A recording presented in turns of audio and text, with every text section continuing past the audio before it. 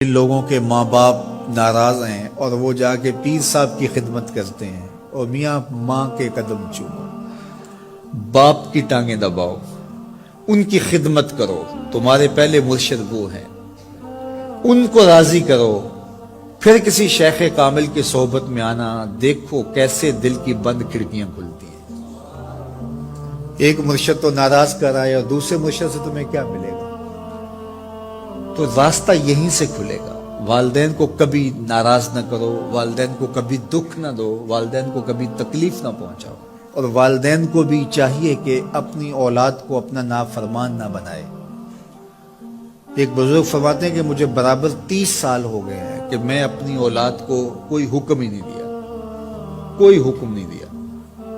کوئی چیز مجھے چاہیے بھی ہوتی ہے تو میں بصیغہ امر نہیں کہتا، بلکہ ایسی بات کر رہی ہے، پانی چاہیے تو یہ نہیں کہتا بیٹا پانی لے کر آؤ، میں ویسے کہتا ہوں پیاس لگی ہوئی ہے، تو اگر وہ سمجھ جائے اور وہ خود لے آئے تو اچھی بات ہے، لیکن اگر وہ نہ لائے تو میں نے اس کو حکم ہی نہیں دیا، امر ہی نہیں کیا، تو اس امر کی مخالفت ہی لازم نہیں آئے گی۔ تو کہا 30 سال برابر گزر گئے ہیں، میں نے اپنی اولاد کو حکم نہیں دیا کہ کہیں وہ میری نافرمان نہ ہو جائے، چونکہ اگر وہ نافرمان ہو گئی پلے کچھ نہیں رہے گا۔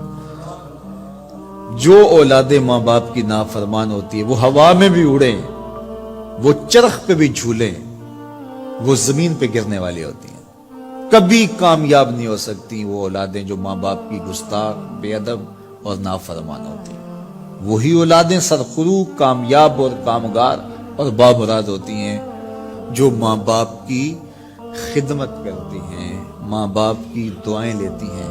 وہ ایک بچہ ماں باپ کے پاؤں دبا رہا تھا، تو ایک بچہ ایک بر اعظم میں، دوسرے بر اعظم میں، تیسرے بر اعظم میں بڑے بڑے کاروبار کر رہا تھا۔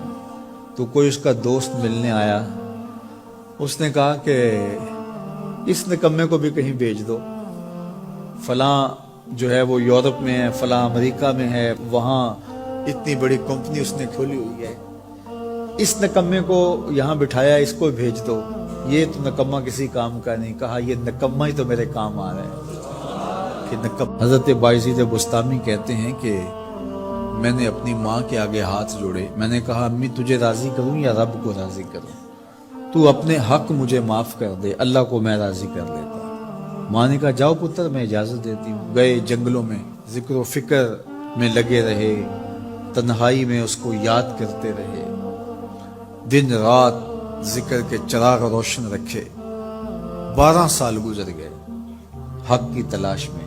ایک دن واپس بستام کے قریب سے گزر رہے تھے، خیال آیا چلتے چلتے ماں کو سلام کر جاؤں۔ دروازے کو دستک دینے لگے تو اس خیال نے ہاتھ روک لیا کہ ساری زندگی ماں کو سکھ تو دیا کوئی نہیں، اب دکھ بھی کیوں دینے لگے ہو؟ رات کا ایک پہر بیت گیا ہے، سردیوں کی لمبی رات ہے، ماں بستر میں لیٹی ہوگی، تیرے لیے اٹھے گی، دروازہ کھولے گی، دروازے کے ساتھ ہی لگ کے بیٹھ گئے اور ساری رات کاٹ دی، اس خیال سے کہ ماں کو تکلیف نہ ہو۔ جب سحری کا وقت ہوا تو اندر سے جو نالی آتی تھی اس نالی سے پانی آیا، سمجھ گئے میری ماں تہجد کے لیے اٹھی ہے اور وضو کا پانی ہے، تو فوراً دروازے پہ دستک دی، اندر سے آواز آئی بیٹا بایزید میں ابھی آئی۔